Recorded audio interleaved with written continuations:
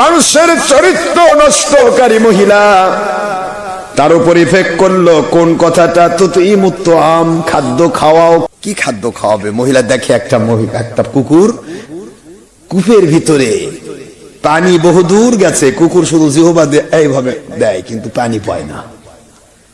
কয়েকবার কুকুর জিহ্বা দিয়ে পানি পায় চাওয়ার জন্য চেষ্টা করলো, প্রচেষ্টার পরে ফেল হয়ে গেল। কুকুরটা মৃতবৎ, ঠিক যেন বেহুশ হয়ে যাবে এরকম ফিরে যাচ্ছে। মহিলাটার ভিতরে মায়া জমে গেল। আমার মালিক বলে, রে ফেরেশতারা, দেখ দেখ দেখ কি করে, দেখ এই তো হাজার হাজার পুরুষের চরিত্র নষ্টকারী, আবার কুত্তাক পানি খাওয়াতে যায় কে? সুবহানাল্লাহ বলে।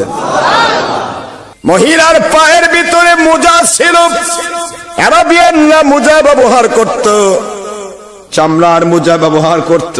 চামড়ার মোজাটা আস্তে করে টেনে খুলে ফেললো, মোজার মাথায় আস্তে করে তার ওড়নাটা, এই ওড়নাটা দিয়ে আস্তে করে মোজার এক সাইড বেঁধে দিল, বেঁধে দিয়ে কূপের মধ্যে দিয়া ঢুকায় দিয়ে চামড়া মোজা ডুবে গেছে। পানি ভরে উঠলো, পানি আস্তে করে কুকুরটার মুখের মধ্যে দেওয়া হলো। কুকুর সঙ্গে সঙ্গে পানি পান করার পর জীবনী শক্তি ফিরে পেয়ে মালিকের কুদরতের দিকে তাকায় বলে, মালিক মরতে বসেছিলাম, মালিক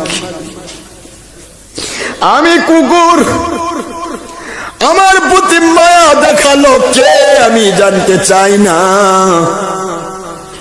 ও মালিক, এই মুহূর্তে মরে যাচ্ছিলাম পানি ছাড়া, আপনার হুকুম হয়নি মরি নাই, কিন্তু আমাকে পানি পান করে যে মানুষটি আমাকে জীবনী শক্তি ফিরিয়ে দিল, ও দরদি আল্লাহ তার জীবনের গুনাহ মাফ করে দে।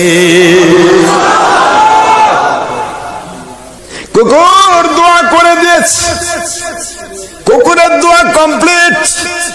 আমার মালিক বলে, ফেরেশতারা এই মহিলা কুকুরকে পানি পান করাই দিল।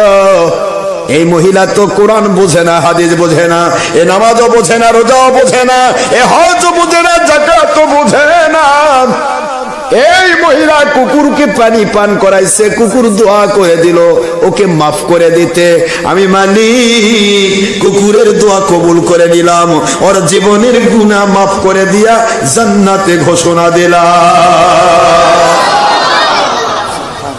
فَمَنْ يَعْمَلْ مِثْقَالَ ذَرَّةٍ خَيْرًا يَرَهُ وَمَنْ يَعْمَلْ مِثْقَالَ ذَرَّةٍ شَرًّا يَرَهُ।